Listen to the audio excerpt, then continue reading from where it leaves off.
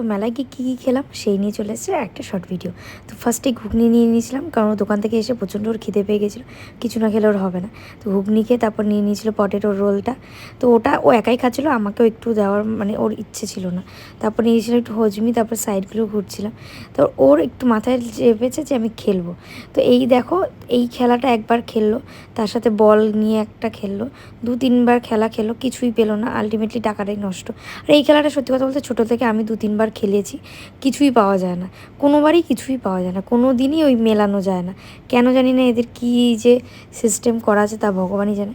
ও তা সত্ত্বেও খেলবে, বায়না ওর খেলার, মানে বাজারে গেলে বা মেলায় গেলে আমার পরের থেকে ছোটো মানে আর কেউ হয় না।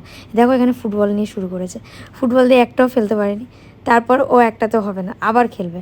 আচ্ছা ঠিক আছে খেলো, তা কী আর বলবো। তারপর ফেলেছে সব, কিন্তু একখানা রয়ে গেছে। ওই একটা পড়ে গেলে নাকি প্রাইজ পেতো, বাট আমি এখনও পর্যন্ত কাউকে দেখিনি যে প্রাইজ নিতে।